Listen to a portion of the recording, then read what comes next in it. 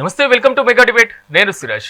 ఈ సంవత్సరానికి ఇదే చివరి రోజు. రేపు కొత్త సంవత్సరానికి దేశ ప్రజలంతా స్వాగతం పలకబోతున్నారు. కానీ కొత్త సంవత్సరంతో పాటుగా కొత్త రాజకీయ సమీకరణాలకు కూడా తెలంగాణ వేదిక కాబోతుంది. ప్రజెంట్ పోలవరం బనకచర్ల అనేటువంటి అంశంతో పాటుగా శాసనసభ సమావేశాలు జనవరి 2న మళ్ళీ పునఃప్రారంభం కాబోతున్నాయి. సో ఈ ప్రారంభమైనటువంటి నేపథ్యంలో ప్రధానంగా జల వనరులకు సంబంధించినటువంటి అంశం, జల వివాదాలకు సంబంధించినటువంటి అంశమే ప్రధానంగా చర్చకొచ్చేటువంటి అవకాశాలు కనబడుతున్నాయి. నీళ్లు, నిధులు, నియామకాలు అనేటువంటి 3 ప్రధానమైనటువంటి సూత్రాలతో తెలంగాణ ఉద్యమం పురుడు పోసుకుంది. ఇలాంటి సందర్భంలో రేపు అసెంబ్లీలో జరగబోయేటువంటి చర్చలో ప్రధాన ఎజెండా ఏముండబోతుంది? గోదావరి, కృష్ణా జలాలకు సంబంధించి తెలుగు రాష్ట్రాల మధ్య ఉన్నటువంటి నీటి వివాదాలతో పాటుగా తెలంగాణలో ఉన్నటువంటి పలు ప్రాజెక్టులు, గత 10 ఏళ్ల బీఆర్ఎస్ హయాంలో నిర్మించినటువంటి ప్రాజెక్టులు, కూలిపోయినటువంటి పలు కీలకమైనటువంటి అంశాలు, అట్ ద సేమ్ టైం 2 ఏళ్ల కాంగ్రెస్ ప్రభుత్వ పాలనలో నీటిపారుదల అంశాలకు ఇచ్చినటువంటి ప్రాధాన్యత, అదేవిధంగా పాలమూరు రంగారెడ్డి ప్రాజెక్టు, అదేవిధంగా దిండి లిఫ్ట్కి సంబంధించినటువంటి అంశాలు, ఇలా మొత్తం ఒకసారి ఫ్రేమ్ చూసుకున్నప్పుడు తెలంగాణ ముఖ చిత్రం కొత్త సంవత్సరం స్వాగతంలోనే పూర్తి స్థాయిలో జలపరమైనటువంటి, రాజకీయపరమైనటువంటి అంశాలతో ముందుకు వెళ్లేటువంటి అవకాశాలు అయితే కనబడుతున్నాయి. ఈ నేపథ్యంలో బీఆర్ఎస్ పార్టీ మాత్రం మరింత దూకుడు పెంచినటువంటి పరిస్థితి కనబడుతుంది. ఏదైతే శాసనసభలో ఉపపక్ష నేతలుగా పలువురు కీలకమైనటువంటి సీనియర్ నేతలు, మాజీ మంత్రులు కూడా నియమిస్తూ కీలకమైనటువంటి నిర్ణయం తీసుకున్నటువంటి పరిస్థితి కనబడుతుంది. అంటే శాసనసభ వేదికగా జరగబోతున్నటువంటి అత్యంత కీలకమైనటువంటి చర్చలో అధికార పక్షానికి సవాల్ విసురుతూ బీఆర్ఎస్ పార్టీ ప్రతిపక్ష రోల్ పోషించేటువంటి అవకాశాలు చాలా స్పష్టంగా కనబడుతున్నాయి. మొత్తం మీద చూద్దాం, అంటే రేపు సభలో ఏం జరగబోతుంది, ప్రధానమైనటువంటి అంశాలు ఎలా ఉండేటువంటి అవకాశం కనబడుతుంది, అది నిజంగా ప్రభుత్వం చెప్తున్నటువంటి మాటలు, మరి ముఖ్యంగా ప్రతిపక్ష బీఆర్ఎస్ పార్టీ చేస్తున్నటువంటి ఆరోపణలు, ఈ మొత్తం వ్యవహారం చూసుకున్నప్పుడు జలవనరులకు సంబంధించి ప్రాధాన్యత ఇచ్చినటువంటి పార్టీ ఏంటి, సో తెలంగాణ ప్రజలకు అన్యాయం చేసినటువంటి వారుగా ఎవరు మిగిలబోతున్నారు, ఇదే అంశానికి సంబంధించి మనం మెగా డిబేట్ ని ప్రారంభిద్దాం. నాతో పాటు ప్యానెల్లో పార్టిసిపేట్ చేస్తున్నారు పద్మాకర్ రెడ్డి గారు, కాంగ్రెస్ పార్టీ నాయకులు, అదేవిధంగా నారాయణ గారు, బీఆర్ఎస్ పార్టీ నాయకులు, అదేవిధంగా జితేందర్ గారు, బీజేపీ నాయకులు, శేఖర్ రావు గారు, రాజకీయ విశ్లేషకులు మరి కాసేపట్లో నాతో పాటు జాయిన్ అవుతారు. ఎస్ పద్మాకర్ రెడ్డి గారు, మీతోనే ప్రారంభిస్తాను. నమస్తే అండి, ఎలా చూడాలంటారు? రేపు మాత్రం పూర్తి స్థాయిలో సభలో ఉపనేతల్ని కూడా నియమించి ముందుకు వెళ్తున్నటువంటి పరిస్థితి అయితే బీఆర్ఎస్ దగ్గర నుంచి వస్తుంది. కాంగ్రెస్ పార్టీ ఎలా వ్యవహరించబోతుంది? సార్, వాస్తవంగా మీకు చెప్పాలంటే ఈ రోజు ఏ ప్రాజెక్ట్ కట్టినా కాంగ్రెస్ పార్టీ కట్టింది సార్. ఈ రోజు రైతులకు నీళ్లు అందిస్తుందంటే అది కాంగ్రెస్ పార్టీ అనేది అందరికీ తెలుసు. మళ్ళీ ఇంకొకటి ఏంటంటే రైతు పక్షపాతి కాంగ్రెస్ పార్టీ.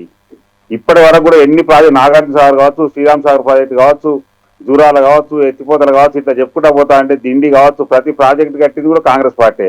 ఏదో కొంత పెండింగ్ లో ఉంటే కంప్లీట్ చేస్తుందని 10 సంవత్సరాలు టీఆర్ఎస్ పార్టీకి అధికారం ఇస్తే కూడా వాళ్ళు కంప్లీట్ చేయలేకపోయినారు.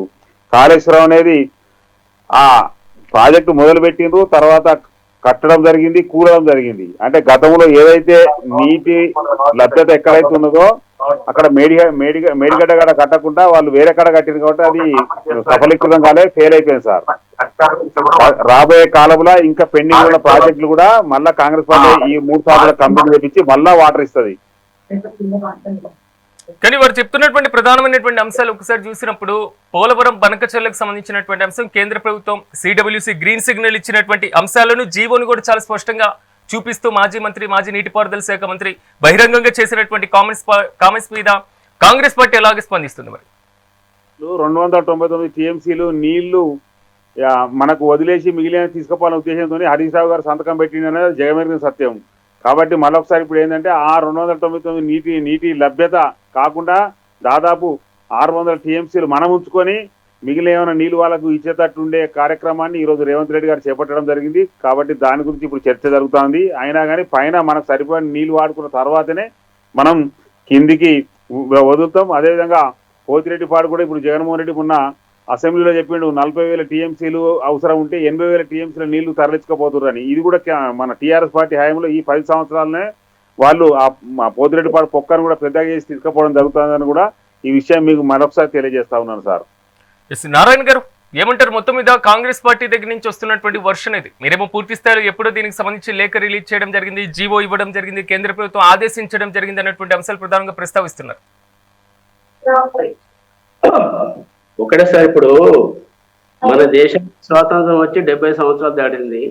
మెజార్టీగా అధికారం ఉన్నది కాంగ్రెస్ పార్టీ, బీజేపీ పార్టీ. కానీ ప్రధానమైనటువంటి ఈ దేశం వ్యవసాయ రంగాన్ని అభివృద్ధి చేయడంలో 2 ప్రభుత్వాలు, 2 పార్టీలు కూడా విఫలమైనాయి. కేవలం తెలంగాణ రాష్ట్రం వచ్చిన తర్వాత మాత్రమే నీళ్లు, నిధులు, నియామకాల పేరుతోని యావత్ ప్రపంచమంతా, తెలంగాణ ప్రపంచమంతా కొట్లాడి స్వరాష్ట్రం ఏర్పడిన తర్వాతనే సీఎం కేసీఆర్ గారి నాయకత్వంలో వ్యవసాయ రంగానికి అనేక నిధులు విడుదల చేసి వ్యవసాయ రంగాన్ని అభివృద్ధి వైపు తీసుకుపోయినటువంటి ఘనత టీఆర్ఎస్ ప్రభుత్వానికే దక్కింది. ఒకటి చెప్పాల్చుకున్నానండి, ఇవాళ స్వామినాథన్ కమిషన్ ఎవరేశారు? స్వామినాథన్ కమిషన్ వేసింది కాంగ్రెస్ ప్రభుత్వం. వాళ్ళు 2004 నుంచి 14 వరకు 10 సంవత్సరాలు అధికారంలో ఉన్నారు.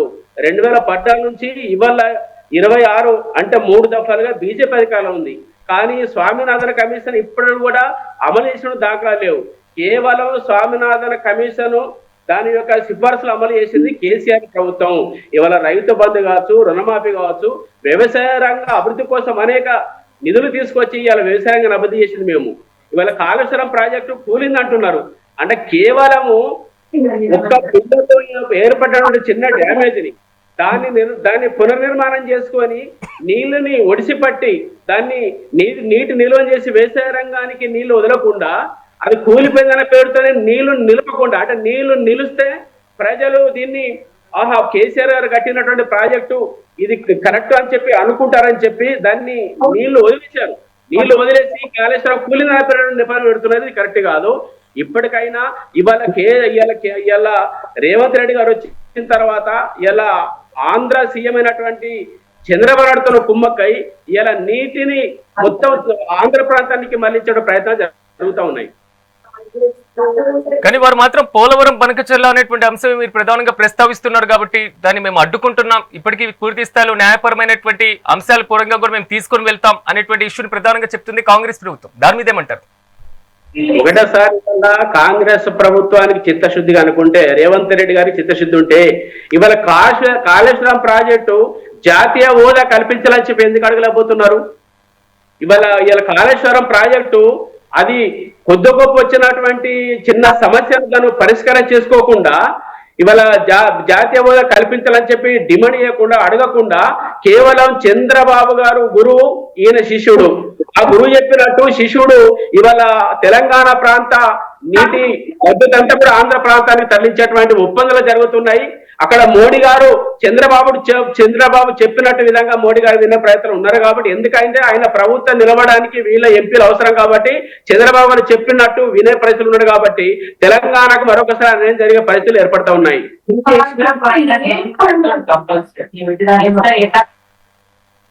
జితేందర్ గారు నమస్తే అండి. జితేందర్ గారు రేపు బీజేపీ సభలో ఎలా వ్యవహరించబోతుంది? ఇవాళ మీరు ఒకటి చూస్తే కాంగ్రెస్ గాని బీఆర్ఎస్ గాని ఈ రెండు కుమ్మక్కై బీజేపీ పడ్డాయనే నేపథ్యంగా అనిపిస్తుందండి. ఎందుకంటే ప్రధానమంత్రి మోడీ గారు వికసిత్ భారత్ 2047 ఒక టార్గెట్ పెట్టుకొని ముంగడిపోతున్నారు. ఇవాళ ప్రజలు కూడా అందరూ కాంగ్రెస్ ని తిరస్కరిస్తున్నారు. ఇవాళ ముక్త్ భారత్ దిశగా భారత్ పోతున్నది. ఖచ్చితంగా కాంగ్రెస్ ముక్త్ భారత్ మనం చూడబోతున్నాము. వాళ్ళు చేసిన తప్పిదాలు ఏదైతే ఉన్నాయో దాన్ని అడాప్ట్ చేసుకుంది టిఆర్ఎస్ మళ్ళా తర్వాత అసలు కేసీఆర్ గారు వారు ఫస్ట్ సిద్దిపేట ఎమ్మెల్యే అయినప్పుడు కరీంనగర్ నుంచి వెళ్ళి 2 టీఎంసీ వాటర్ సిద్దిపేటకి తీసుకుపోయింది. ఇక్కడ నుంచి లిఫ్ట్ ఇరిగేషన్ మానవ డ్యామ్ నుంచి తీసుకుపోయి ఆయన సీఎం అయినాక కూడా ఇదే పరిస్థితి, ఇదే టైంలో లిఫ్ట్ ఇరిగేషన్ అని చెప్పి కాళేశ్వరం స్టార్ట్ పెట్టింది. అందులో ఒక నాణ్యత లేదు. అప్పుడున్న రిపోర్ట్లో మీరు చేసిన ప్రాజెక్ట్ రిపోర్ట్ పంపించమంటే కూడా లేకుండా సోయి లేకుండా ఎంత టైం వేస్ట్ చేసిండంటే అంత టైం వేస్ట్ చేసిండు అప్పుడు కేసీఆర్ గారు.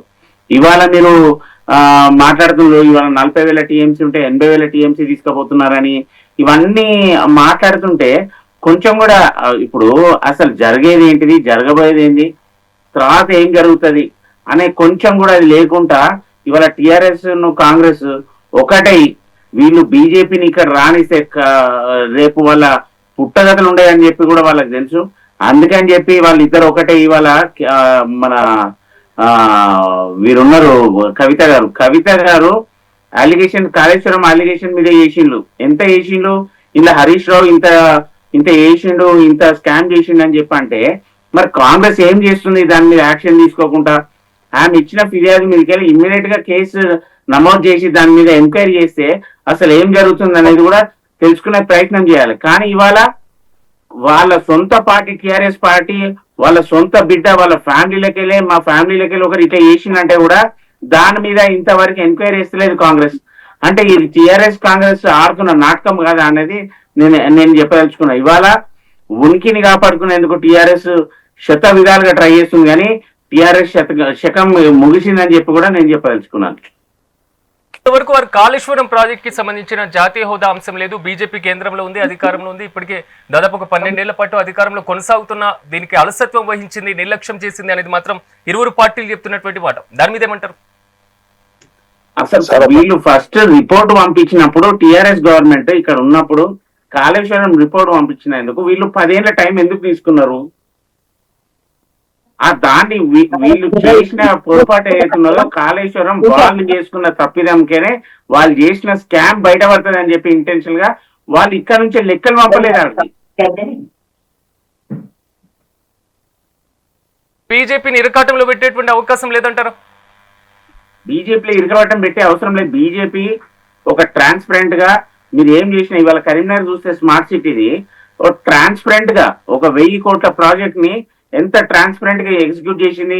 ఇక్కడ స్టేట్ గవర్నమెంట్ చేయాల్సిన అవసరం చేయాల్సింది స్టేట్ గవర్నమెంటే. ఇక్కడ ఆ 1000 కోట్లు కూడా టిఆర్ఎస్ గవర్నమెంట్ అప్పచెప్తే ఓన్లీ టిఆర్ఎస్ పాలక కార్పొరేటర్ దాంట్లోనే వర్క్స్ చేసిండ్రు. మా బీజేపీ మేము ఎంత చేసినా కూడా మేము ఒక్కసారి ఫండ్ రిలీజ్ అయినాక ఆడ పని జరుగుతుందా లేదా అనేది చూసినాం. కానీ అక్కడ మా బీజేపీ దాంట్లో ఆపుతుందంటే మేము ఫండ్ కూడా ఆపచ్చు. మంత్రి గారు మా ఇప్పుడున్న సంజయన గారు దాన్ని ఫండ్ కూడా ఆపే ప్రయత్నం చేయొచ్చు. కానీ డెవలప్మెంట్ అనేది జరుగుతుంది కదా. వాళ్ళు చేసేది మీరు చూస్తే కరీంనగర్ లో బీజేపీ ఒక్క డివిజన్ లో కూడా డెవలప్మెంట్ లేదండి. స్మార్ట్ సిటీ వర్క్స్ మొత్తం టిఆర్ఎస్. లేకపోతే ఎంఐఎం 15 ఫీట్ల ఎంఐఎం రోడ్లు కూడా వేసిండు స్మార్ట్ సిటీలో. దాని మీద ఎంక్వైరీ అయ్యాలి కాంగ్రెస్ వాళ్ళు. ఎందుకంటే ఈ 15 ఫీట్ల అసలు కాన్సెప్టే లేదు స్మార్ట్ సిటీలో. 15 ఫీట్ల రోడ్లు కూడా వేసిండు ఎంఐఎం దాని కింద. అంత ప్రేమ ఉన్నోళ్ళు మీరు ఎంఐఎం మైనార్టీ సంతృష్టికరణ చేసుకునేటోళ్ళు అయితే మీరు ఈ స్మార్ట్ సిటీని తప్పుదో పట్టించి ఇవాళ డెవలప్మెంట్ అనేది కరీంనగర్ లో మీకు మేజర్ గా స్మార్ట్ సిటీ కనిపిస్తుంది. ఆ డెవలప్మెంట్ లో కూడా కకృతి పడి అక్కడ మైనార్టీ సంతృష్టికరణ చూపించుకుంటా వాళ్ళకే కేటాయించింది. కానీ మా బీజేపీ కార్పొరేటర్లకు చాలా ఇబ్బంది పెట్టిందని చెప్పి కూడా మేము తెలియజేసుకుంటాం. గారు ఇక్కడ కనబడుతున్నటువంటి ప్రధానమైనటువంటి అంశం పాలమూరు రంగారెడ్డికి సంబంధించినదే ప్రధానమైనటువంటి ఎజెండాగా రేపు డిస్కషన్ జరగబోతుంటే ఆల్మోస్ట్ దీనికి సంబంధించి 90 టీఎంసీలు 45 టీఎంసీలకు సంబంధించినటువంటి తగ్గింపు వ్యవహారం. దీని మీద కాంగ్రెస్ పార్టీ ఎలా నిర్ణయం తీసుకోబోతుంది దీనికి సంబంధించి? ఎందుకంటే అధికారంలో ఉన్నారు, ఆల్రెడీ 10 ఏళ్లు వారికి సంబంధించి నిర్మించలేదు, దీన్ని అలసత్వం చేశారని మీరు ఆరోపణ చేస్తున్నా ప్రెజెంట్ ఉన్నటువంటి ఈ 2 ఏళ్లలో దీనికి సంబంధించి ఎలాంటి పురోగతి ఉంది, ఆంధ్రప్రదేశ్ ప్రయోజనం పొందింది అనేది మాత్రం ప్రధాన ఆరోపణ వినిపిస్తుంది.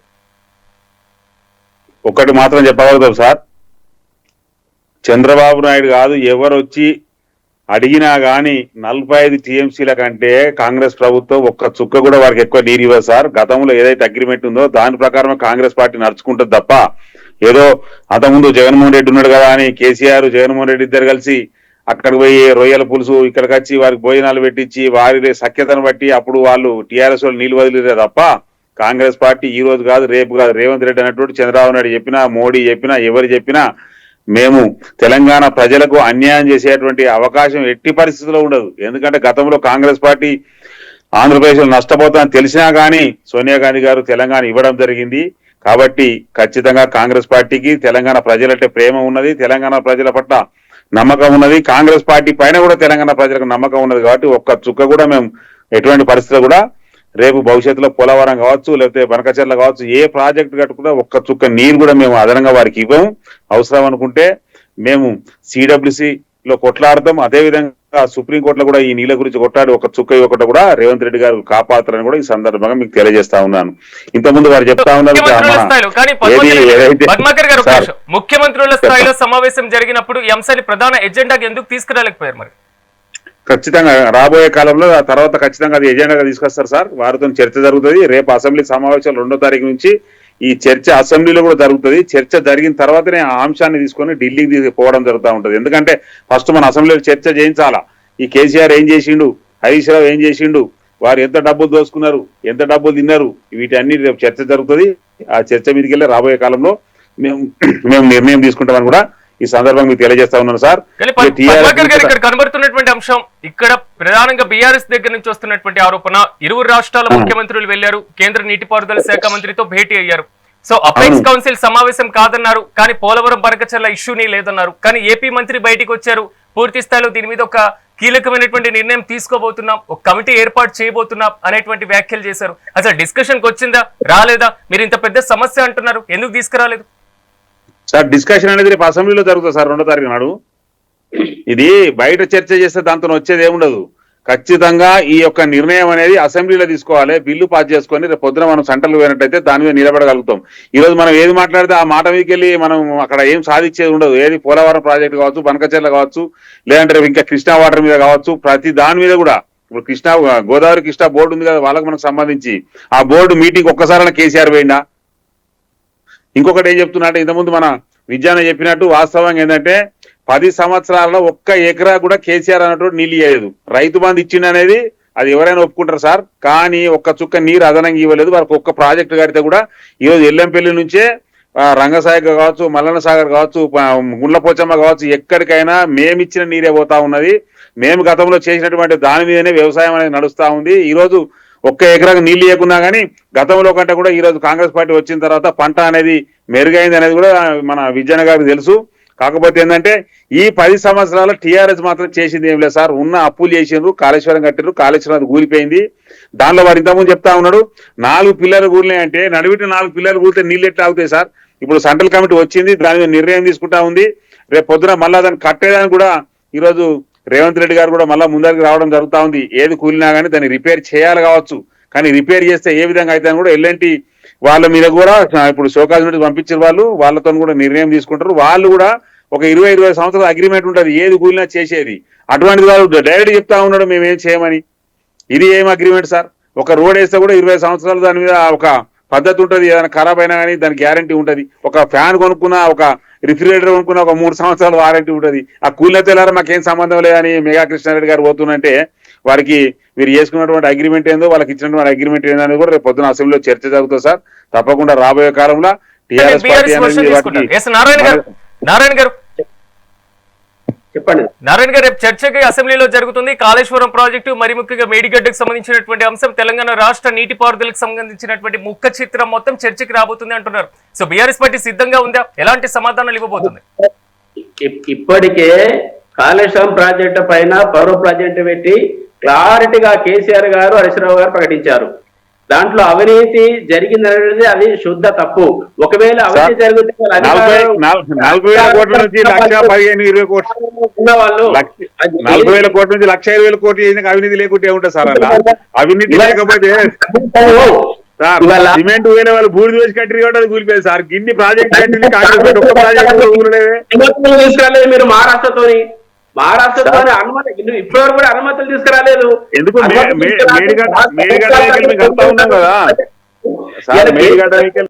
నిర్మాణం చేసి మేము అనుమతుల కొరకైనా కొట్లాడుతాను, మీరు అనుమతులు ఇవ్వలేదని ఆ ప్రాజెక్ట్ మేడిగడ్డ నుంచి తుమ్మడికి మార్చారు.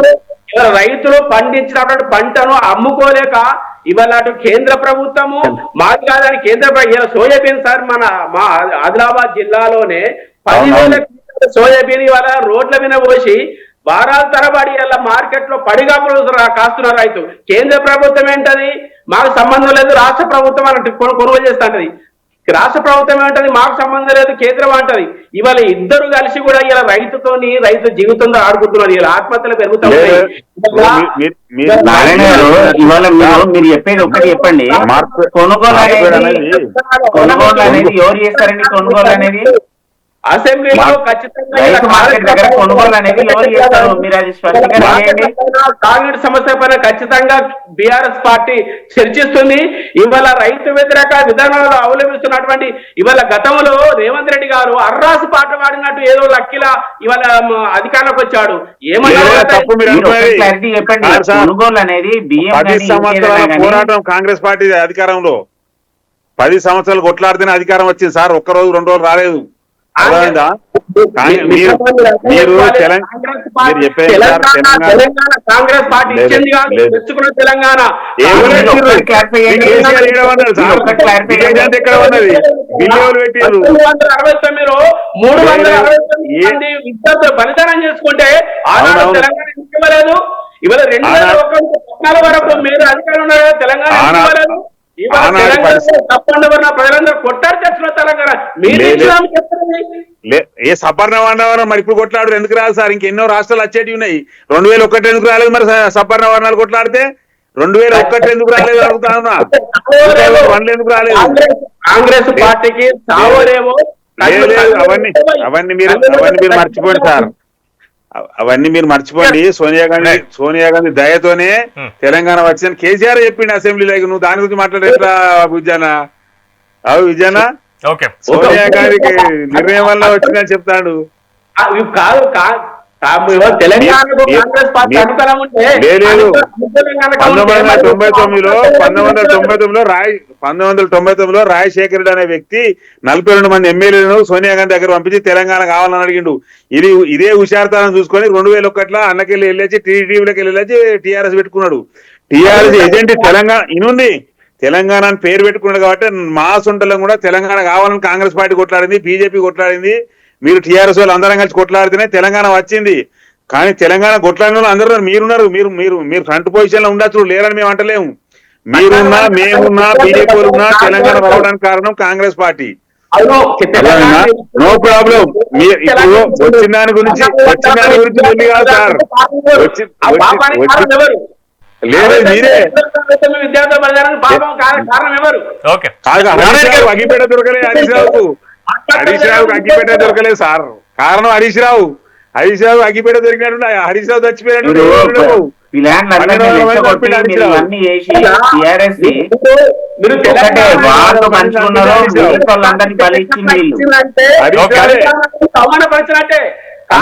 అందరు కాదు సార్, అందరికి అగ్గిపేట దొరుకుతుంది, చచ్చిపోతాను కానీ హరీష్ రావు దొరకది. తెలంగాణ సాధించుకున్నాం సార్.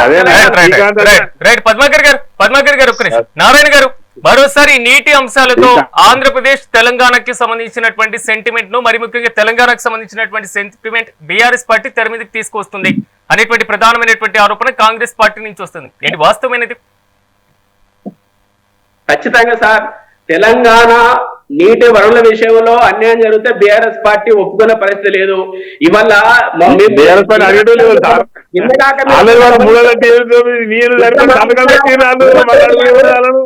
రెడ్డి గారు తిరుపతి పోతే ఇవాళ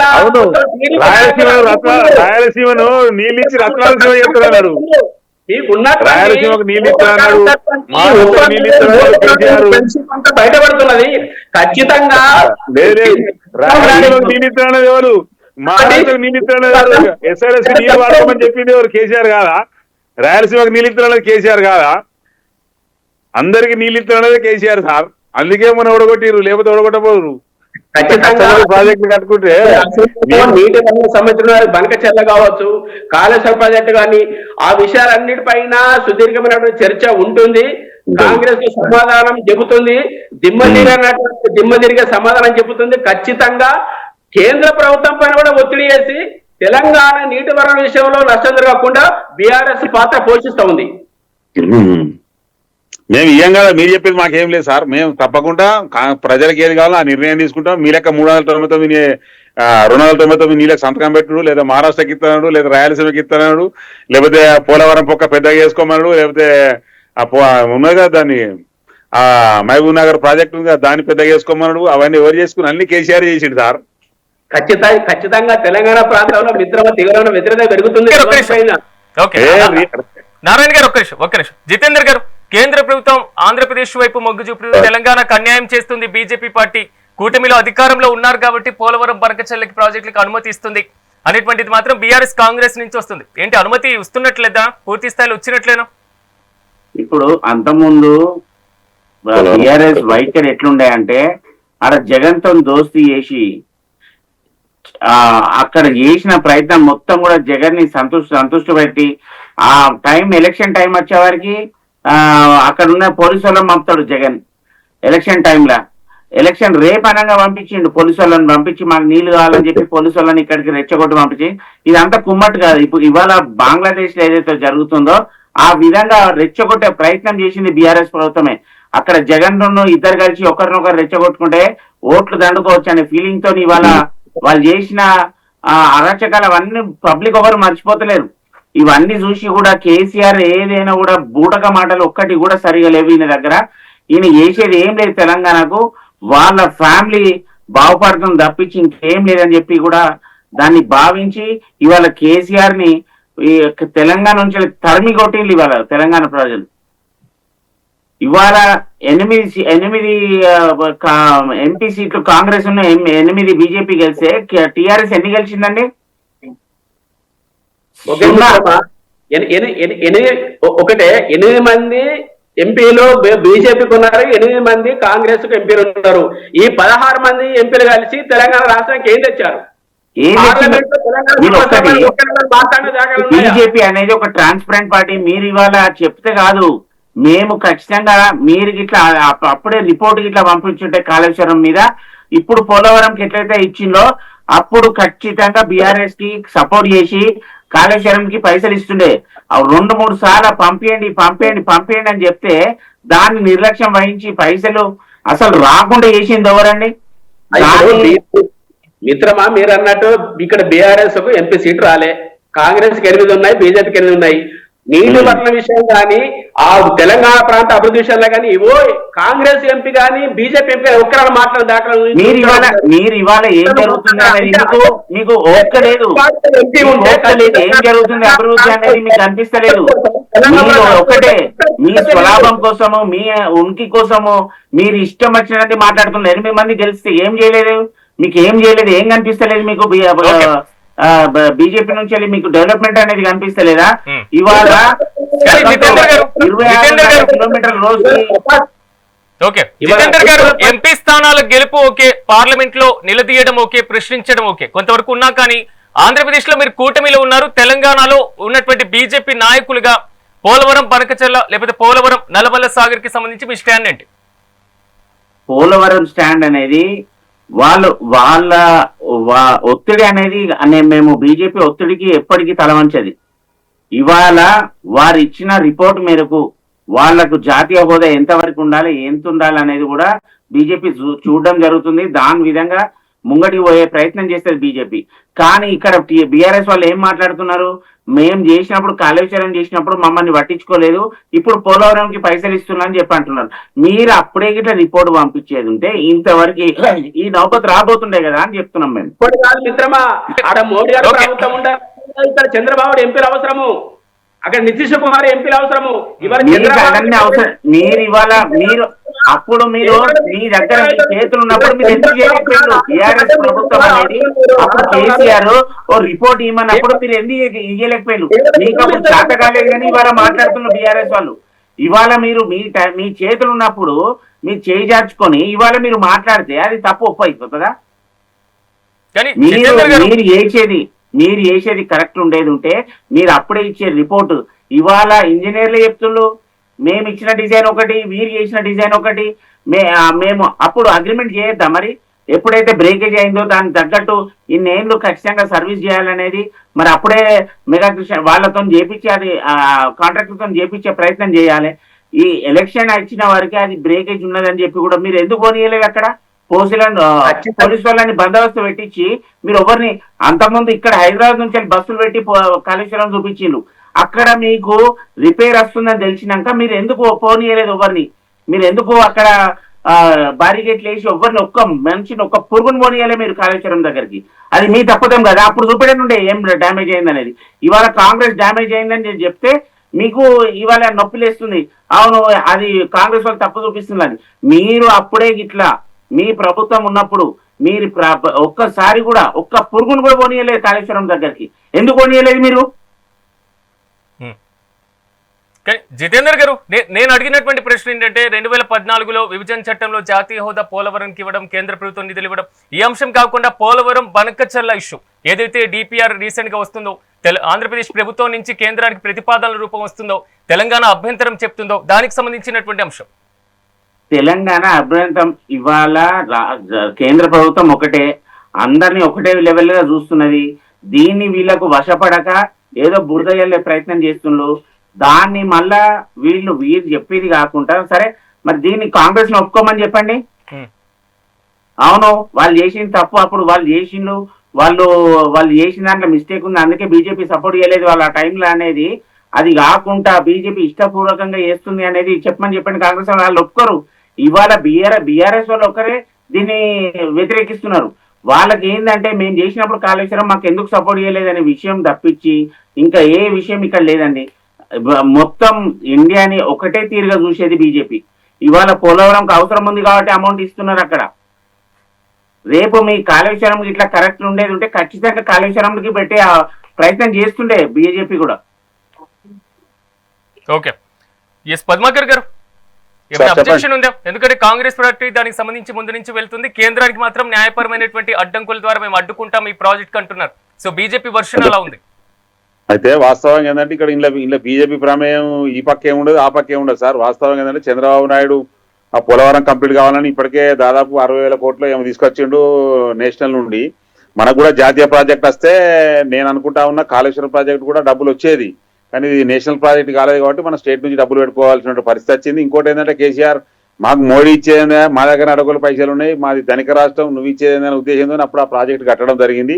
కానీ భవిష్యత్తులో ఇప్పుడు అది కూలిపోయింది కాబట్టి రేపు పొద్దున మనం మళ్ళా నేషనల్ ప్రాజెక్ట్ కింద కావాలనే ఉద్దేశంతో మళ్ళీ డిపిఆర్ సమర్పించాలి. మళ్ళీ నేషనల్ ప్రాజెక్ట్ కింద వాళ్ళు ఒప్పుకుంటే మళ్ళీ ఫండ్స్ రిలీజ్ చేస్తే ఇప్పుడు ఆ ఉన్నది రిపేర్ చేసి దాన్ని మళ్ళీ కట్టాల్సిన పరిస్థితి ఏర్పడుతుంది. కాబట్టి తప్పకుండా సరే ఇప్పుడు కేంద్రంలో ఏ పార్టీ ఉన్నా కానీ వాళ్ళు మనకి ఏమి ఇచ్చినా ఏమి ఇవ్వకున్నా వాళ్ళు ఇక్కడ మన దగ్గర చేసేది ఏమి ఉండదు సార్. ఎందుకంటే వాటాకు సంబంధించిన విషయం ఆంధ్రప్రదేశ్కు తెలంగాణకు ఉన్న పంచాయతీ, ఇది బీజేపీ పంచాయతీ కాదు. బీజేపీతో మనకి ఇక్కడ అవసరం ఉన్న విషయం కూడా ఏం లేదు. కాబట్టి బీజేపీ ఏంటంటే పెద్దన్న పాత్ర, మీరు మనం గట్టిగా అడిగితే మనకి ఇస్తారు, మనం సపోర్ట్ ఎక్కువకుంటే ఆంధ్రాకి ఇస్తారు, అంతే ఉంటుంది కదా సార్, ఇంకేముంటుంది అందులో. అక్కడ మోడీ గారి ప్రభుత్వం చంద్రబాబు పైన ఆధారపడి ఉన్నది కాబట్టి నిధులు ఎక్కువబోతున్నాయి. మీరు అర్థం చేసుకోవాలి మిత్రమా. నువ్వు చెప్పింది కరెక్ట్. మీరు చెప్పింది విజయనా, నువ్వు చెప్పింది కరెక్టే. ఈ రోజు చంద్రబాబు నాయుడికి నిధులు ఎక్కిస్తా ఉన్నారు, ఆడ నితీష్ కుమార్ కు నిధులు ఎక్కిస్తున్నారు అనేది అది అందరు చెప్పే విషయమే. నేను చెప్పడం కాదు, నువ్వు చెప్పడం కాదు. ఎందుకంటే నితీష్ కుమార్ గారు కూడా ఇస్తా ఉన్నాడు, చంద్రబాబు నాయుడు కూడా ఇస్తా ఉన్నాడు. ఎందుకు ఇస్తా ఉండు అని అంటే అక్కడ ఇప్పుడున్న బీహార్ అనేది నీకు తెలుసు, అది చాలా అధ్వానం ఉన్నటువంటి రాష్ట్రం కాబట్టి దానికి పైసలు ఇస్తా ఉన్నారు. ఇప్పుడు ఈ 10 ఏళ్లగా మనం ఆంధ్రప్రదేశ్ కూడా పరిస్థితి అట్లే ఉన్నది. ఉన్న జగన్మోహన్ రెడ్డి ఏం చేసి మొత్తం పైసలన్నీ పంచగత పలారం పంచిండు, అక్కడేం పైసలు లేవు. ఇప్పుడు ఆ పోలవరం అనేది దాదాపు 20 ఏళ్ల కింద ప్రాజెక్టు, అది కంప్లీట్ కావాలంటే కేంద్రం పైసలు ఇస్తేనే అయితే తప్ప ఈ ఆంధ్రప్రదేశ్ లో రూపాయి పెడితే అది కంప్లీట్ అయ్యే పొజిషన్ లేదు. కాబట్టి దాన్ని నేషనల్ ప్రాజెక్ట్ కింద వాళ్ళు తీసుకొని డబ్బులు ఇస్తా ఉన్నారు. సరే మనం బీజేపీ మనకు కూడా ఇద్దరు నాయకులు ఇట్లా ఉపసంహరించుకుంటే ప్రభుత్వం కూలిపోతున్నా అందరికి తెలుసు. పద్మాకర్ గారు ఆంధ్రప్రదేశ్ లో ఆర్థికంగా కొంతవరకు వెనుకబడి ఉంది, అక్కడ ఆర్థిక లోటు ఉంది అనేటువంటి అంశాలు మీరు ప్రస్తావిస్తున్నారు కాబట్టి తెలంగాణ ఇంకా ఆర్థిక వృద్ధితోనే ఉంది అనేది అంగీకరిస్తారా? అయితే లేదు, తెలంగాణ కూడా ఇప్పుడు మన కేసీఆర్ పెట్టిన ఖర్చులతో మనం కూడా ఇప్పుడు మైనస్ లో ఉన్నాం కదా. 7,50,000 కోట్ల అప్పు ఉన్నది మనకు కూడా. కాకపోతే ఏంటి అంటే ఇప్పుడు మనం పెట్టిన ప్రాజెక్టులు బీజేపీ ఎందుకు అప్రూవల్ చేస్తలేదంటే ఇక్కడ కాంగ్రెస్ పార్టీ అధికారం ఉన్నది కాబట్టి వాళ్ళు అప్రూవల్ చేస్తలేరు.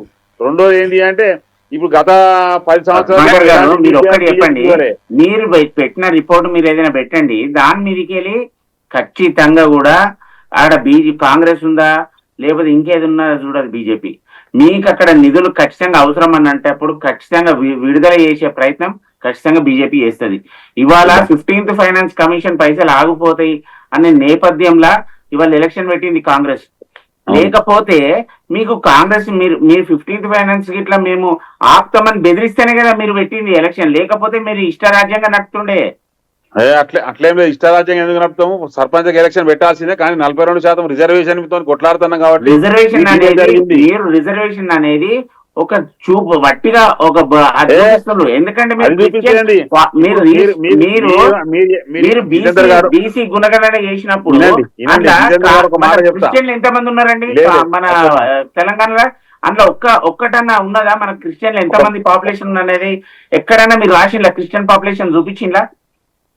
క్రిస్టియన్ పాపులేషన్ మన అందరు కులాల వారిగా పాపులేషన్ తీసారు కాబట్టి క్రిస్టియన్ పాపులేషన్ రాలేదు. బీసీసీలా ఆ లెక్క ప్రకారం ఎంత ఉండాలో దాని ప్రకారం రిజర్వేషన్ వచ్చింది. రెండోది ఇప్పుడు ఏంటి అంటే ఇవాళ 42% ఇంత జరుగుతున్నాయి కన్వర్షన్ జరుగుతుంటే 2 years కిందటే మేము ఎలక్షన్ పెట్టింటే ఇంకా బాగా భారీ మెజారిటీ వస్తుండేది కదా. ఇప్పుడు 70% వచ్చింది మాకు రిజల్ట్. కాంగ్రెస్ పార్టీ అప్పుడే ఎలక్షన్ పెడితే 90% ఎబో వస్తుండేది. ఇలా మేము బీసీ రిజర్వేషన్ తేలేదని కొంతమంది బీసీ సోదరులు మా మీద కోపం కొద్ది ఉండి ఒక 10%, 20% కూడా మాకు మైనస్ జరిగింది. అదే విధంగా మేము స్టార్టింగ్ లో ఎలక్షన్ 2024 పెట్టినట్టుంటే మాకు 90% రిజల్ట్ వస్తుండేది. ఏంటంటే 42% రిజర్వేషన్ మీద కాంగ్రెస్ పార్టీ కట్టుబడి ఉంది కాబట్టి ఆ విధంగా కట్టుబడి కాదు. మీరు ఒకటి పేపర్లన్నీ తప్పుదోవ పట్టించిండు. మీరు ఇవాళ క్రిస్టియన్ పాపులేషన్ చూపెట్టకుండా మీరు ఇవాళ ఎస్సీలో ఎంతమంది కన్వర్ట్ అయినని ప్రతి ఊర్లో ఇప్పుడు మీకు చెప్పదండి. పక్కకు మీరు తెలుగుంట పోయే రూట్ల ఎన్ని చర్చిలు అయినాయండి, ఎన్ని చర్చిలు అయినాయి చూస్తున్నారా? ఎంత కన్వర్షన్స్ అవుతున్నాయి? మీరు దాన్ని ఏమన్నా ఎప్పుడైనా ప్రశ్నించిందా కాంగ్రెస్ వాళ్ళు? మేము కన్వర్షన్స్ అనేది మాది సెక్యులర్ గవర్నమెంట్, మేము సెక్యులర్ పార్టీ కాబట్టి అన్ని మతాలు ఉండాలి అనే ఉద్దేశంతో అన్ని మతాలు హిందువుల మీద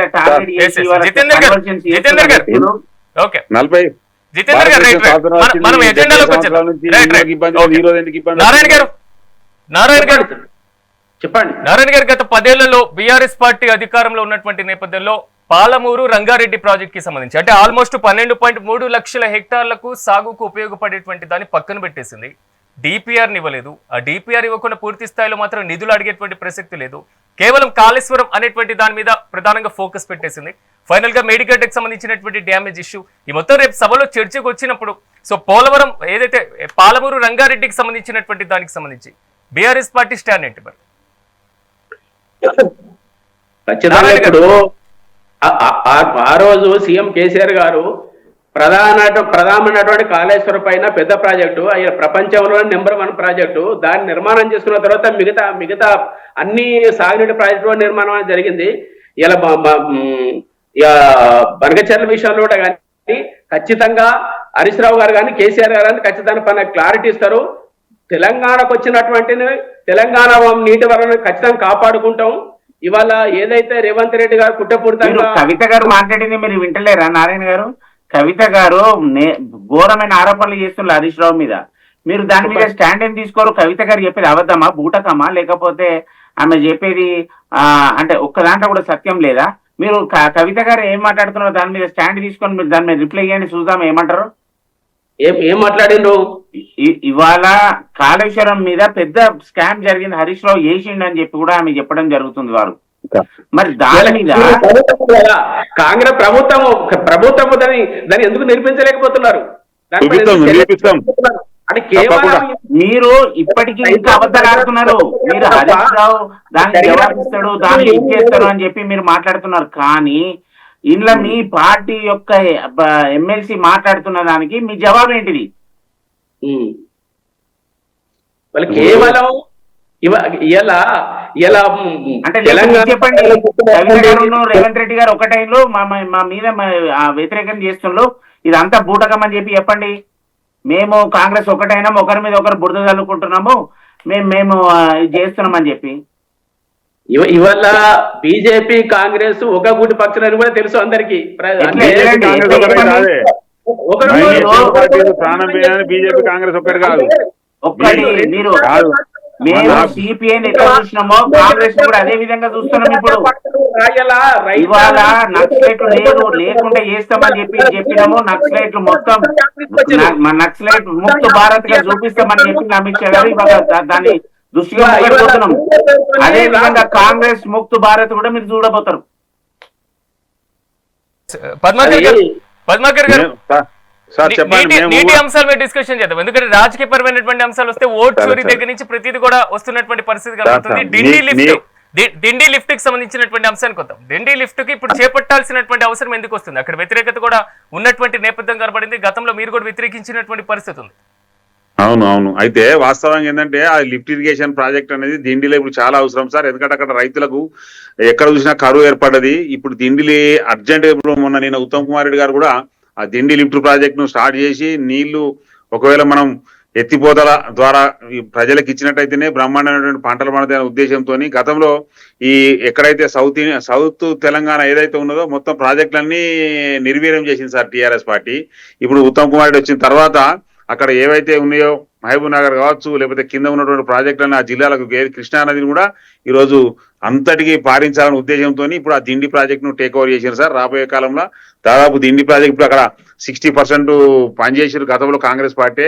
ఒక్క తట్టెడు మట్టి కూడా టీఆర్ఎస్ పార్టీ పాలనలో దాని మీద ఎలాంటి పని చేయలేదు కాబట్టి ఇప్పుడు మళ్ళీ దిండి ప్రాజెక్టు తీసుకొని దాన్ని కంప్లీట్ చేసే విధంగా ఉత్తమ్ కుమార్ రెడ్డి గారు ప్రణాళికలు రచించారు సార్. రాబోయే కాలంలో ఈ 2-3 ఏళ్ళ 100% పూర్తి అయ్యి అక్కడ రైతులకు నీళ్ళు ఇస్తాం సార్ దిండి ప్రాజెక్ట్ పైన. తెలంగాణకి నీళ్ళకి ఎక్కడ అన్యాయం జరగకూడదు అనేది మాత్రం మీరు చెప్తున్నారు, బీఆర్ఎస్ పార్టీ అదే చెప్తుంది, బీజేపీ కూడా బీఆర్ఎస్ పార్టీ చెప్పింది కానీ సౌత్ తెలంగాణ వాళ్ళు ఎక్కడ నీళ్ళు ఇచ్చారు చెప్పు సార్. ఏమైనా ప్రాజెక్ట్ కట్టిరా అక్కడ కంప్లీట్ చేసిరా? ఓన్లీ కాళేశ్వరం 10 ఏళ్ళు కంప్లీట్ చేసిండు.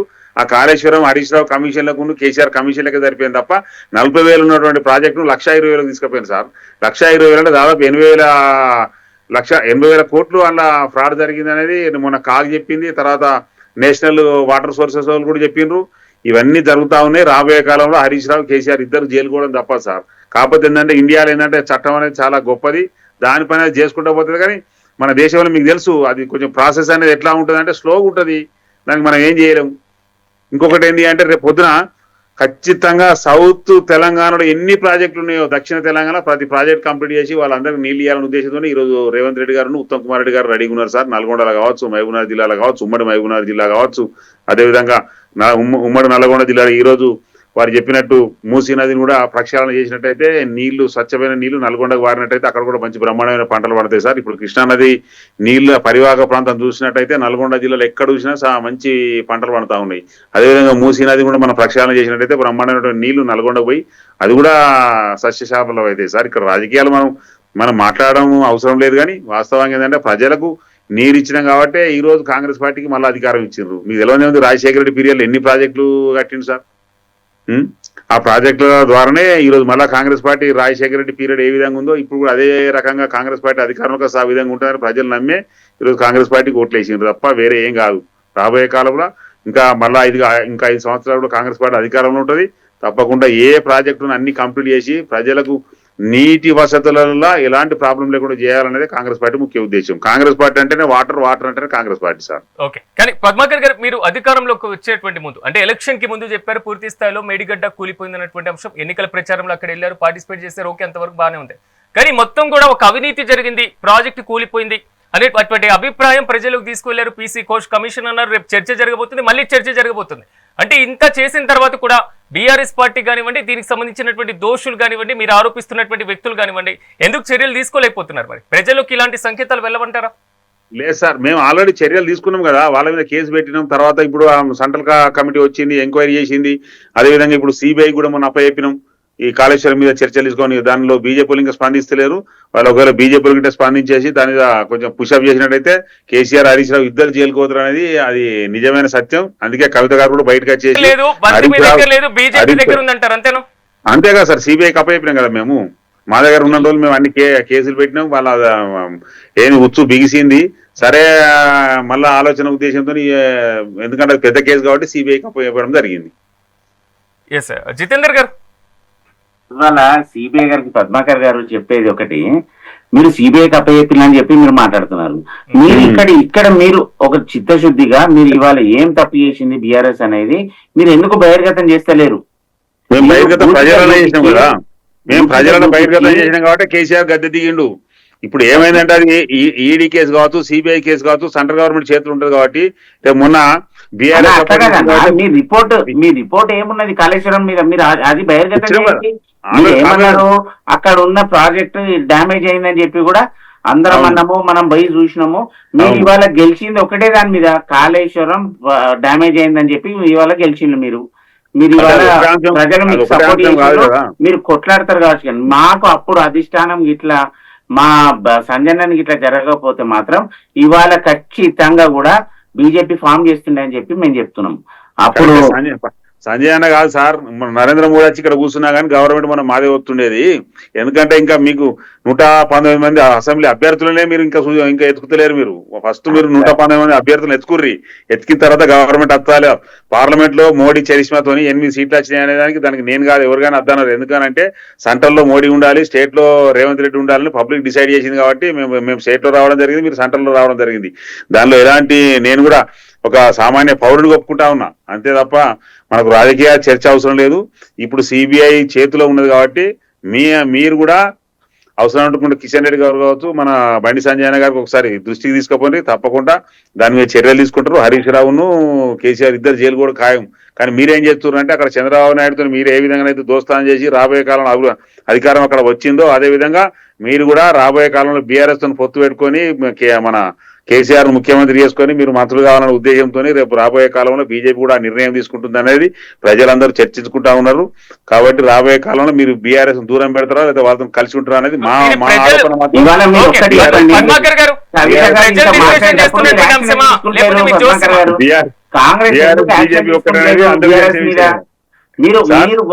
మీరు ఒకటైపోయి ఇవాళ వంటిగా పబ్లిక్ మేము టీఆర్ఎస్ నడిచినే మేము అలవాదులు ఒకటి ఎట్లా అవుతాం అంటే ఇప్పుడు నేను ఒకటి చెప్తా, మేము మీరు ఒకటి కాదు అనే దానికి మేము క్లారిటీ చెప్తా సార్. ఇప్పుడు మా ఓటు ఎవరిది? బీసీ ఎస్సీ ఎస్టీ మైనారిటీ ఓట్లు మాయి. మా ఓటు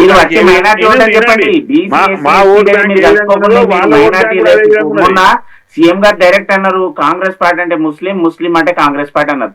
మీరు మైనారిటీ సంతుష్టికరణ పార్టీ మీది కాదు. ఒక మాట నుండి మేము మైనారిటీలే కాదు, మైనారిటీతో పాటు మెజారిటీ సంతృష్టి పార్టీ. ఎందుకంటే ఈరోజు అధికారంలో రావాలంటే ఒక కులం మీదనే ఒక మతం మీద బేస్ అయితే రాబోయే కాలంలో అధికారం అనేది సాధ్యం కాదు. కాబట్టి మేము అందరు గిరిజనులు ఎస్సీ ఎస్టీ బీసీ మైనారిటీతోని ఈరోజు కాంగ్రెస్ పార్టీ కలిసిమెలిసి ముందుకు పోతా ఉన్నది.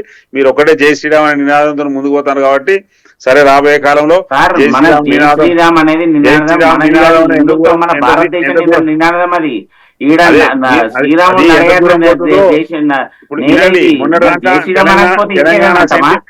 తెలంగాణ సెంటిమెంట్ తోని కేసీఆర్ అధికారంలోకి వచ్చిండు. జై శ్రీరామ్ అని రాములవారి గుడి సెంటిమెంట్ తోని మీరు అధికారంలోకి వస్తా ఉన్నారు. రేపు ప్రజలు గుర్తించినాడు జై శ్రీరామ్ నినాదం కూడా సెంటిమెంట్ ఎన్ని రోజులు మనకు తెలియదు. ఆ సెంటిమెంట్ అనేది నడిచిన రోజులు మీరు అధికారంలో ఉంటారు. రేపు పొద్దున ఆ జై శ్రీరామ్ అనే సెంటిమెంట్ ఏంటంటే మళ్ళీ కాంగ్రెస్ పార్టీ అధికారంలోకి వస్తుంది. ఎందుకంటే రాబోయే కాలం అభివృద్ధి అనేది ముఖ్యం, ప్రజలకు హిందూ అని చెప్పుకునే రోజు రావాలి. మీరు ఇంకా సెక్యులర్ అని చెప్పి మీరు మనల్ని కించపరుచుకున్నాడు ఎవరైనా కానీ ఎవరైనా నేను హిందూ కాదా, నేను దేవునికి మొక్తలేనా కానీ ఎవరైనా హిందువులమైనా మాది లౌకిక పార్టీ. మేము అందరం భారతదేశంలో అన్ని మతాలు అన్ని కులాలు ఉండాలనేది మా ఉద్దేశం. మీరేంటిది ఓన్లీ బంగ్లాదేశ్ లో హిందువుల మీద జరుగుతుంటే మీరు ఎందుకు స్పందించారు అంటున్నాం. మేము జరిగేదాని మీదనే మీరు మాట్లాడతారు, స్పందిస్తారు. కానీ బంగ్లాదేశ్ లో జరిగేదాన్ని పాకిస్తాన్ లో జరిగేదాన్ని మీరు ఆర్ఎస్ఎస్ కార్యకర్తలు నడుస్తూ చచ్చిపోతారు. మీరు ఆర్ఎస్ఎస్ కార్యకర్తలు ఏం చెప్తారు? నడవాలి ఈడికెళ్ళి పోదాం పని మేము కూడా వస్తాం. మేము బంగ్లాదేశ్ మనం నడితే చచ్చిపోతారు వాళ్ళు. కొట్టుడు కాదు తిట్టుడు కాదు. ఒక్కసారి ఏమంటారు కదా మన మార్చ్ అప్పుడు మిలీనియం మార్చ్ చేసినాం కదా తెలంగాణ ఉద్యమం కొరకు. అట్లే భారతదేశం కావచ్చు లేదు పాకిస్తాన్ కావచ్చు భారతదేశం ఒకసారి మిలియన్ మార్చ్ ప్రకటించుర్రి. మేము కూడా వస్తాం వాళ్ళ మీదకి. ఎందుకంటే మిలియన్ మార్చ్ ప్రకటిస్తే ఇప్పుడు కాదే ఆర్ఎస్ఎస్ వాళ్ళు మిలియన్ మార్చ్ చేస్తే చాలు బంగ్లాదేశ్ కొడుక పీక్తుంది. ఎందుకు చేస్తలేరు వాళ్ళు? ఇక్కడ ఉన్న వాళ్ళ యుద్ధం చేస్తున్నారు వాళ్ళు, అక్కడ వేరే దేశం.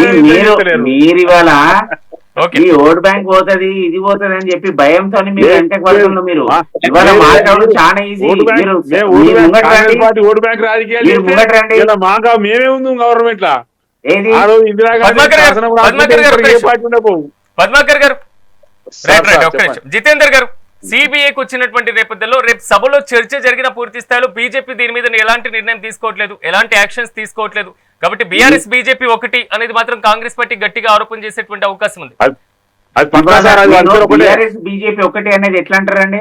మేము కేసీఆర్ మీద మేము కొట్లాడింది మేము అప్పుడున్న ఎప్పుడైతే సంజన్న గారు ఏదైతే నిలదీసిందో ఆ నిలదీసిన దాని మీదకి వెళ్ళి ఖచ్చితంగా ఇవాళ లబ్ధి పొందింది కాంగ్రెస్. కానీ అప్పుడు మొత్తం నిలదీసింది కాంగ్రెస్ అంత వరకు కూడా ముంగడి పోలే ఫైట్ చేయలే. రేపు బీజేపీ బీఆర్ఎస్ ఒక్కటి ఎలక్షన్ లో పోటీ చేయకపోతే నేను దేనికంటే దానికి చూద్దాం. రాబోయే అసెంబ్లీ ఎలక్షన్ లో బీఆర్ఎస్ బీజేపీ ఒక్కటై పొట్లాడుతుంది. అప్పుడు ఇదే జితేందర్ అన్న ఇదే పద్మాకర్ అన్న ఇదే మెగా 9 టీవీలో మళ్ళీ మాట్లాడదాం. మీరు ఇద్దరు కలిసి రేపు ఎలక్షన్ పోతే నేను దేనికంటే దానికి సాయి. ఇవాళ మీరు బీఆర్ఎస్ మీరు పొందబెట్టిన అంటారు కదా, అదే బీఆర్ఎస్ తోని రాబోయే కాలంలో ఎంత బాగా దూరం ఏం లేదు. 29 మీరు ఎలక్షన్ అంటారు కదా, జస్ట్ మేము 2 years. కొట్లాడింది బీఆర్ఎస్ మీద, వాళ్ళని మీరు ఖచ్చితంగా మీకు అసలు BRS support చేసిన వాడు వాళ్ళు ఎన్ని చేసేది సీట్లు తప్పిదాలు వస్తాయి? మొత్తం మేము బయట పెట్టాం. మేము మీరు మొన్న 8 సీట్ల బీజేపీ రావడానికి కారణమే బీఆర్ఎస్ మీకు ఇంటర్నల్ గా మద్దతు ఇచ్చింది కాబట్టి బీజేపీ వచ్చింది. అన్న తెలంగాణలో బడాబాయి చోటాబాయి ఇద్దరు కలిసి తెలంగాణ నష్టం చేస్తున్నారు. రాజకీయాల్లో కాంగ్రెస్ మీరు ఉన్నప్పుడు ఏం చేసిందండి? కేసీఆర్ ఉన్నప్పుడు ఏం చేసిండు? మొత్తం ఫ్యామిలీ ఒక్కరికే చూసుకున్నాడు ఆయన. సర్పంచ్ గెలిచిన ఇప్పుడు సర్పంచ్ అంటూ టీఆర్ఎస్ లో గెలుతాడు, కాంగ్రెస్ పార్టీ ఎమ్మెల్యేని కలుస్తాడా కలవడా? రేపు నిధులు ఎవరి దగ్గర ఉంటే అలా పోయి కలవాల్సిందే. ఎవరి దగ్గర కలవకుండా వరల్డ్ బ్యాంక్ మనకు సంబంధం లేదు. నిధులు అవసరం వరల్డ్ బ్యాంక్ లో కూడా పోయి కలిసేస్తాం, దాంట్లో తప్పు లేదు. ఓకే జితేందర్ గారు, నారాయణ గారు ఒక్క నిమిషం నేను మళ్ళీ ఎస్ పద్మాకర్ గారు ఒక్క నిమిషం ఎస్ చెప్పండి. జితేందర్ గారు, సిబిఐకి సంబంధించినటువంటి అంశం రేపు సభలో చర్చకు వస్తే బీజేపీ ఎలా స్పందించబోతుంది? ఖచ్చితంగా సిబిఐ ఇప్పుడు కాంగ్రెస్ దగ్గర ఉన్న ఆధారాలన్నీ కూడా సిబిఐకి అప్పచెప్పాలి. వాళ్ళ దగ్గర ఇన్ని రోజులు ఏం చేసిండ్రో దాని మీద కూడా మొత్తం సేకరించింది మొత్తం కూడా సిబిఐకి అప్పచెప్పి వాళ్ళు ట్రాన్స్పరెంట్ గా మీరు ఏం చేస్తారో చిత్తశుద్ధిగా వాళ్ళు చిత్తశుద్ధి చూపించుకుంటా ముంగడికి పోయి మేము చేసేది బీజేపీ చేసేది ఏదైతే ఉన్నదో మేము సిబిఐ వచ్చినప్పుడు ఖచ్చితంగా కూడా వాళ్ళ దగ్గర ఉన్న ఆధారాలు మొత్తం కూడా తీసి సిబిఐకి ఇవ్వాలని చెప్పి కూడా కోరుతున్నాను. ఎందుకంటే ఇప్పుడు బీఆర్ఎస్ ని కాపాడే ప్రయత్నం చేస్తే కొన్ని డాక్యుమెంట్లు దాచిపెడితే కూడా సిబిఐ కూడా రేపు ఏం చేయలేదు. మీరు బహిర్గతంగా అందరికి ఏమేమి ఇస్తున్నా కూడా బహిర్గతం చేసుకుంటే సిబిఐకి ఇవ్వాలని చెప్పి కూడా మేము తెలియజేస్తున్నాం. సార్ ఆల్రెడీ సిబిఐకి report A to Z report సిబిఐకి ఇచ్చినాం సార్. కేసు ఎప్పుడైతే సిబిఐ టేక్ ఓవర్ చేసిందో ఆ రోజు రిపోర్ట్స్ అని సబ్మిషన్ చేసినాం. కాకపోతే ఏంటంటే బీజేపీ పొత్తు పెట్టుకునే ఉద్దేశంతోనే వాళ్ళు సిబిఐని వాడతలేరు, ఈడీని వాడతలేరు సార్. వాళ్ళు ఖచ్చితంగా ఈ రోజు మన అందరికి తెలుసు సిబిఐ ఈడీ అంటే బీజేపీ జేబు సంస్థలు అనేది, అది అందరికి తెలిసిన విషయం కాబట్టి పెండింగ్ లో మీ దగ్గర ఉన్నప్పుడు మీరు ఎందుకు చేయలేకపోయినా మరి చేసినాం కదా మేము సిబిఐకి అప్పచెప్పినా అంటున్నారు, ఎందుకు చేయలేకపోయినా అంటున్నాను నేను. మేము చేసేకాడ చేసినాం, ఎందుకంటే ఆయన ముఖ్యమంత్రి స్థాయి నాయకుడు కాబట్టి ఇక్కడ సిఐడి లెవెల్ అది నడవదు కాబట్టి సిబిఐకి అప్పచెప్పినాం. ఒక కేసు తీవ్రత దాని పరిణామాన్ని బట్టి ఉంటుంది సార్.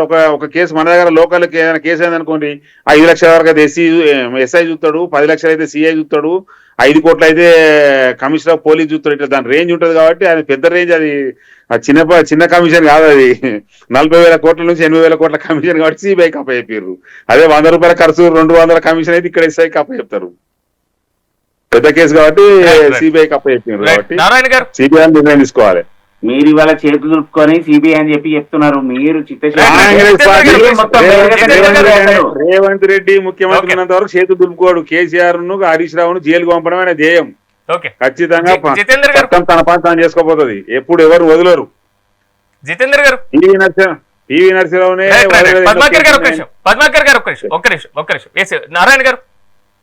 నారాయణ గారు సభలో ఉపనేతల్ని కూడా నియమించినటువంటి పరిస్థితి అయితే కనబడింది. సో మాజీ మంత్రులు కీలకమైనటువంటి బాధ్యతలు అప్పగించారు, ఎలా నిర్వహిస్తారు అనుకుంటున్నారు? ఖచ్చితంగా తెలంగాణ రాష్ట్రంలో కాంగ్రెస్ పార్టీ అర్రాస్ పాట వాడినట్టు 420 హామీలు ఇచ్చి అధికారంలోకి వచ్చారు. ఇవాళ అమలు చేయకుండా ఇవాళ తీవ్రమైన వ్యతిరేకత పెరుగుతున్నది. ఇవాళ మొన్న సర్పంచ్ ఎన్నికల్లో మొన్న కల్లులో మా సావు 70% సీట్లు గెలిచినాం. ఉన్న 12,700 సర్పంచుల దాదాపు 7,500 సర్పంచ్ గెలిచి మీరు 1,200-1,300 వ్యతిరేకత కాంగ్రెస్ ప్రభుత్వం పైన పెరుగుతుంది. కాంగ్రెస్ పార్టీ మీద మీరు వ్యతిరేకత, రైతాంగ సమస్యలు కావచ్చు, అన్ని సమస్యలు పరిష్కరిస్తా ఉన్నాం. ఏ సమస్య మీద అయినా కాంగ్రెస్ పార్టీ సమస్య పరిష్కరిస్తా ఉన్నది. రాబోయే ఇంకా 5 ఏళ్ళు కూడా అధికారం మాదే, 5 సంవత్సరాల అధికారం కూడా మాదే.